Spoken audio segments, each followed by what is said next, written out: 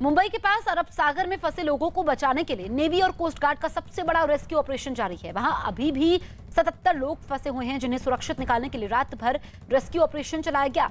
समंदर में 4 छोटे जहाजों पर 695 लोग सवार थे, जो टाउटे तूफान की वजह से वहां फंस गए थे। इसकी सूचना मिलने के बाद नौसेना और कोस्ट गार्ड ने रेस्क्यू ऑपरेशन शुरू किया। लगातार कई घंटों की मेहनत के बाद 618 लोगों को सुरक्षित निकाल लिया गया। इस रेस्क्यू ऑपरेशन में नौसेना ने अपने जंगी आईएनएस कोची, आईएनएस कोलकाता के अलावा आईएनएस ब्यास, आईएनएस बेतवा और आईएनएस तेग को लगाया है। इसके अलावा भारतीय नौसेना के हेलीकॉप्टर और लंबी दूरी के टोही विमान P-8I भी लगातार राहत बचाव के काम में जुटे हुए हैं।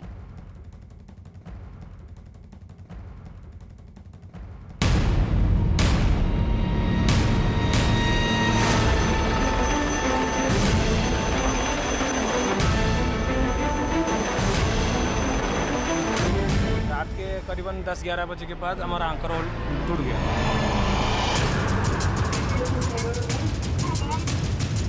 यही लग रहा था कि हम लोग बचेंगे नहीं, उम्मीद नहीं थी बचेंगे। तो हम लोग लाइफ जैकेट पहन के मतलब रेडी थे कि अभी अब डूबेगा तो कूदेंगे। तो हम मेरी उधर ही चली गई थी कि वो लोग 16 घंटे में हम लोग ऐसे ही छोड़ दिया कि अभी हम लोग बच नहीं पाएंगे। चोट पानी में कूदते हुए पानी ने पाड़ दिया। मैंने ऐसा कभी देखा नहीं, हम भूल नहीं पाएंगे सर।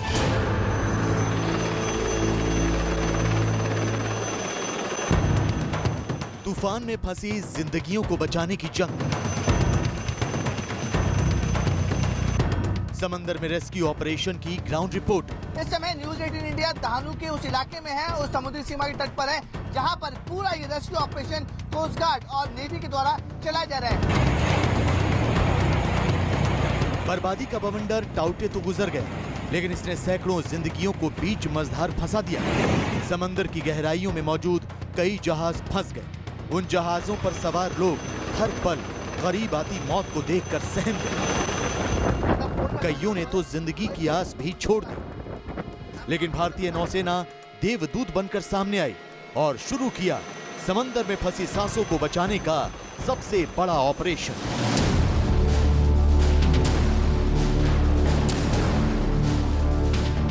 ऑपरेशन जिंदगी के तहत नौसेना के सामने चुनौती बड़ी थी। नौसेना को एक साथ 4 SOS मिले थे, यानी कि 4 जगहों से इमरजेंसी कॉल आई थी।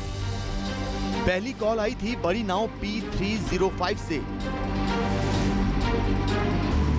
दूसरी कॉल आई थी गैल कंस्ट्रक्टर से, जिस पर 137 लोग सवार थे। तीसरी कॉल ऑयल रिग सागर भूषण जहाज से आई थी, जहां 101 लोग फंसे थे। जबकि चौथी कॉल बड़ी नाव SS-3 से आई थी, जिस पर 196 लोग सवार थे, यानी कुल मिलाकर 707 लोग फंसे हुए थे। समंदर में ऊंची उठती लहरों के बीच 700 से ज्यादा लोगों की जान बचाने का काम आसान नहीं था, लेकिन नौसेना ने ऑपरेशन जिंदगी की शुरुआत कर दी। बड़ी नाव P-305 पर मौजूद लोगों को बचाने के मिशन में आईएनएस कोची और आईएनएस कोलकाता को लगाया गया। राहत और बचाव के काम में P-8I सर्वेलेंस एयरक्राफ्ट की मदद भी ली गई और इस काम में हेलीकॉप्टर भी जुटे रहे। लेकिन चक्रवाती तूफान टाउटे की वजह से नाव का संतुलन बिगड़ गया और वो समंदर में डूबने लगी। आप देख सकते हैं कि किस तरह तेज हवाओं, बारिश और लहरों के बीच नौसेना के हेलीकॉप्टर से एक-एक कर लोगों का रेस्क्यू ऑपरेशन किया जा रहा है। P-305 नाव पर अब भी लोग फंसे हुए हैं, जिन्हें सुरक्षित बाहर निकालने की कोशिशें जारी हैं। हालांकि इस नाव पर मौजूद ज्यादातर लोगों को बचा लिया गया है। भारतीय नौसेना इन लोगों को बचाकर बाहर ले आई। समंदर में फंसे 4 छोटे जहाजों से रेस्क्यू करके इंडियन नेवी के लोग किस तरीके से अंदर से सेलर्स लेकर आ रहे हैं, उसकी सीधी तस्वीर आप देखिए। यहाँ पर आप देखिए इंडियन नेवी का जो चॉपर है, उसमें तमाम सारे सर्वाइवर हैं जो बैठे हुए हैं, जिनको रेस्क्यू करके अंदर से बाहर लाया गया है। एक बहुत चैलेंजिंग मूवमेंट था इंडियन नेवी के लिए भी, क्योंकि इतने सारे लोग, करीब 700 के आसपास लोग वहां पर फंसे हुए थे। जिस समय चक्रवात आया है, चक्रवात आने के समय उनकी शिप्स फंस गई और वहां से SOS कॉल आने के बाद इंडियन नेवी ने तुरंत ऑपरेशन शुरू किया और ऑपरेशन शुरू करने के बाद तमाम सारे लोगों को बाहर निकाल रही है। मैं कभी जिंदगी में नहीं सोचा था कि ऐसा सिस्टम मेरे साथ होगा। मौत को मैं सामने से देख रहा हूँ, मेरे को बहुत महसूस हो रहा था। ज़्यादातर तो मेरे परिवार की मेरे को याद आ रही थी, मौत की याद नहीं आ रही थी, परिवार की ज़्यादा मौत आ रही थी। अब परिवार का क्या होगा। नेवी उधर हेलीकॉप्टर लेके गई ना, जितने भी आदमी मिले वो उठाए उन्होंने। निर्माण कंपनी एफकॉन्स के बॉम्बे हाई तेल क्षेत्र में तैनात बड़ी नाव गैल कंस्ट्रक्टर भी टाउटे तूफान की वजह से बहकर कोलाबा पॉइंट के उत्तर में 48 मील दूर चली गई। इस पर कुल 137 लोग सवार थे, जिसके बाद नौसेना ने आपातकालीन टोइंग पोत, वाटर लिली, 2 सहायक जहाज और CGS सम्राट को चालक दल के सदस्यों को बचाने के लिए भेजा। इस समय न्यूज 18 इंडिया दहानू के उस इलाके में है, उस समुद्री सीमा के तट पर है, जहां पर पूरा ये रेस्क्यू ऑपरेशन कोस्ट गार्ड और नेवी के द्वारा चलाया जा रहा है। मेरे पीछे जो आप बाहर देख रहे हैं, बड़ी सी जो बोट है वो गेल कंस्ट्रक्टर की बोट है। ये बोट बॉम्बे हाई में फंस चुकी थी और उसका एंकर टूटने के बाद ये तैरकर यहाँ पर आकर अटक चुकी है दहानू के पास। अब कोस्ट गार्ड और नेवी का यहाँ रेस्क्यू ऑपरेशन चल रहा है और 137 लोग इस बोट में फंसे हुए थे।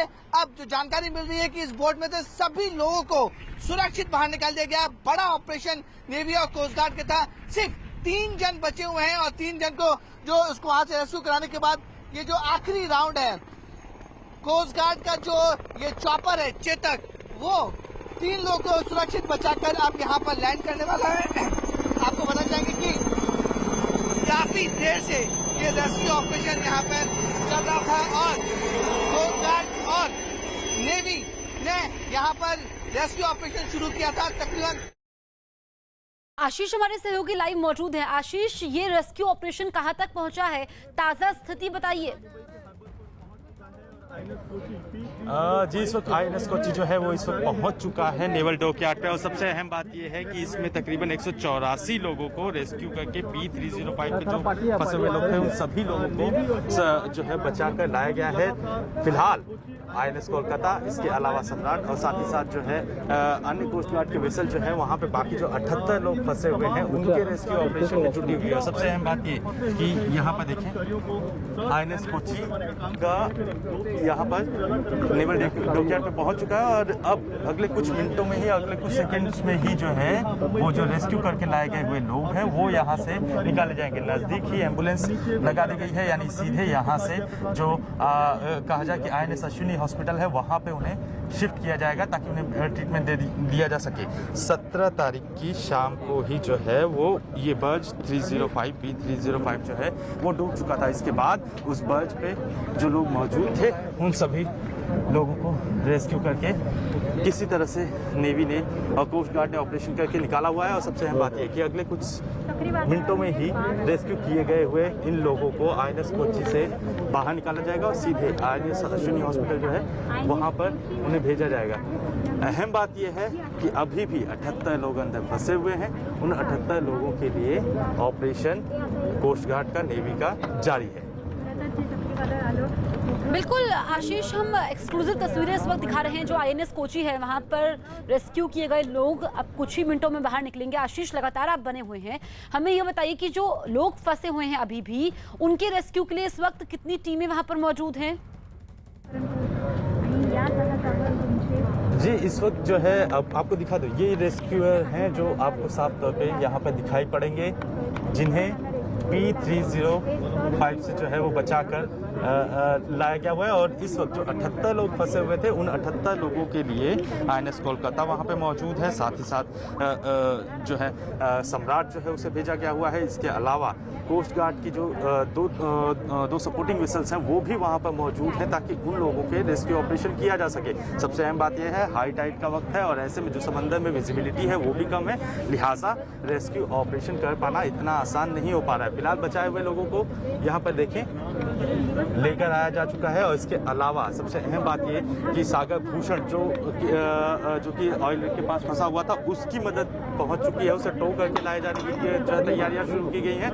उसके लिए भी कोशिशें जारी हैं। वहाँ पर खाना और बाकी चीज़ें जो पानी है वो सारी चीज़ें पहुंचा दी गई हैं ताकि स्थितियों को सामान्य किया जा सके। जो जिन्हें रेस्क्यू किया जा रहा है, जो पिछले 3 दिनों से उस वेसल पे मौजूद थे, वो जो है वो भूखे थे, खाने पीने के लिए उनके पास संसाधन नहीं थे। इसके अलावा जो है जो बिजली थी वो पूरी तरह से ठप पड़ी हुई थी। पूरी तरह से अंधेरे में जो ब्लैकआउट की स्थिति थी उससे बाहर निकालने की कोशिश की जा रही है और अगले कुछ घंटों में जो सागर भूषण है उसे भी निकाल लिया जाएगा। SS3 ये जो वेसल था, उसके बस था, उसको भी निकाले जाने की पूरी तैयारी जो है वो कर ली गई है। और सबसे अहम बात ये कि उसे भी टो करके किनारे पर लाए जाने के लिए नेवी और कोस्ट गार्ड की टीमें लगी हुई हैं। INS कोची फिलहाल जो 184 लोग थे उन्हें लेकर यहाँ पे पहुँच चुका है और अगले ही कुछ मिनटों में उन्हें यहाँ से सीधे जो है वो डिप्लॉय कर दिया जाएगा INS अश्विनी हॉस्पिटल और नज़दीक के ही अस्पतालों में, ताकि उनका इलाज किया जा सके। जो जानकारी उभर कर सामने आई है, लगातार 3 दिन तक 305 पर जो लोग फंसे हुए थे वो उनको चोटें भी आई हैं, लिहाजा उनका इलाज किया जाना सबसे ज़रूरी है। उसके मद्देनज़र ही जो है फिलहाल जो है ये रेस्क्यू ऑपरेशन किए हुए लोगों को लाया गया है। बिल्कुल आशीष, ये INS कोची नजर आ रहा है जो मुंबई लौट चुका है लोगों को लेकर के। तो कहा जा सकता है कि जो रेस्क्यू ऑपरेशन चल रहा था उसमें कोस्ट गार्ड और नौसेना की मेहनत रंग लाई है।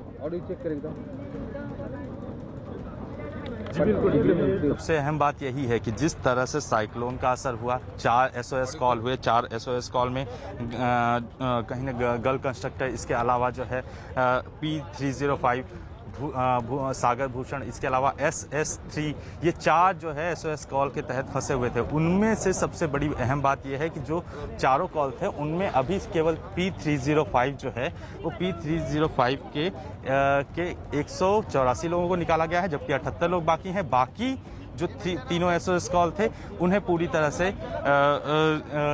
उनका ऑपरेशन पूरी तरह से निपटाया जा चुका है। सबसे अहम बात यह है कि गल कंस्ट्रक्टर जो था उसके 137 लोग फंसे हुए थे।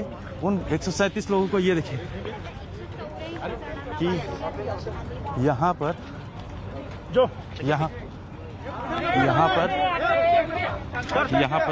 मौजूद हैं। उन्हीं से बात कर लेते हैं। ये INS कोची से ऑपरेशन से जानकारी है। 2 मिनट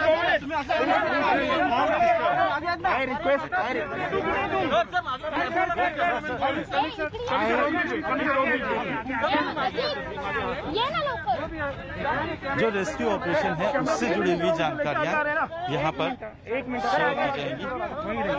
INS कोची जो है उसके ऑपरेशन से जुड़ी हुई जानकारी की किस तरह से ऑपरेशन किया गया उसकी पूरी जानकारी जो है वो शेयर की जाएगी। फिलहाल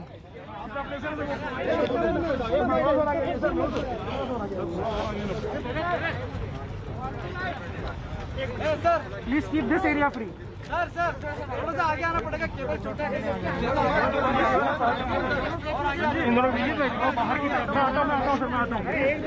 फिलहाल अगर देखा जाए तो ऑपरेशंस जो हुए हैं INS कोची ने किस तरह से, किस विषम परिस्थितियों में जो इस ऑपरेशन को अंजाम दिया, उसी को पूरी तरह से बताया जाएगा कि किस तरह से इस जो है स्थिति बनी हुई है और किस तरह से बाकी जो 78 लोग हैं उन्हें बाहर निकाला जाएगा। मत आइए, उस तरफ जाइए फिर।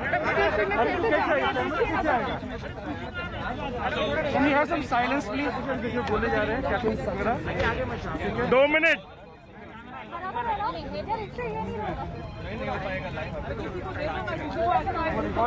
Okay, we are starting in 3, 2, 1. Okay.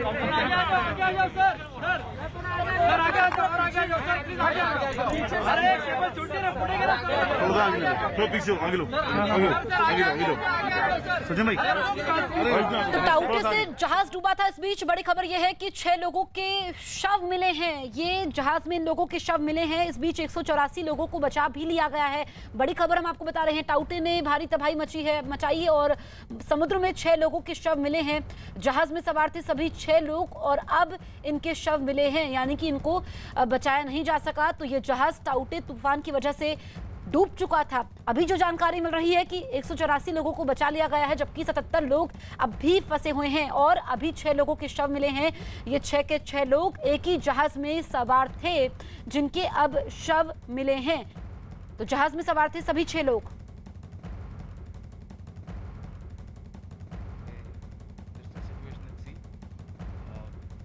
Thanks to the preparation of my men and my team, we were able to sail within 1 hour of getting our orders to move. We had inputs that this barge, Papa 305, was in distress at sea, approximately some 35-40 miles from Mumbai. The ship sailed under very difficult conditions. As you're aware, the storm was passing just west of Mumbai, about 70 to 80 miles, and Mumbai was reeling from the effects of this storm. The ship navigated through these conditions and went to sea, did our best job out at sea with the barge. As we arrived on the scene, we took charge of the situation, and with others on site, we rendered the best possible assistance that could be done for the barge and the crew. These operations are currently still ongoing. We have a large number of naval units on site, number of naval ships, aircraft.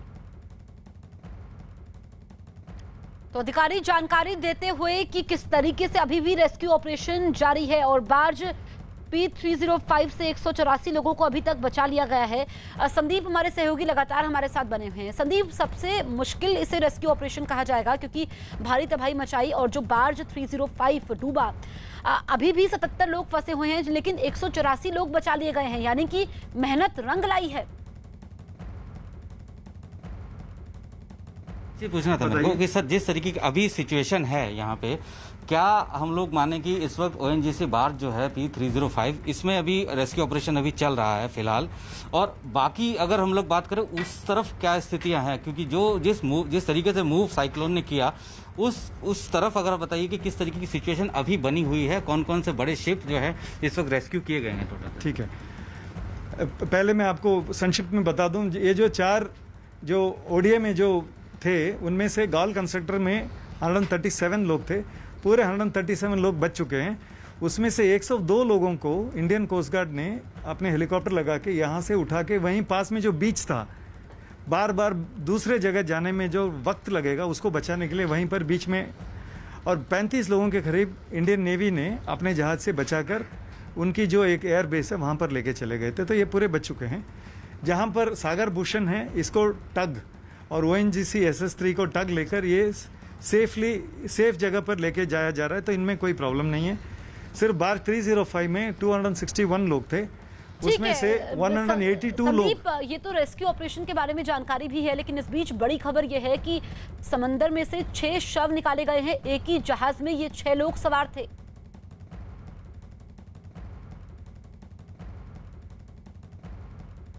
Sandeep,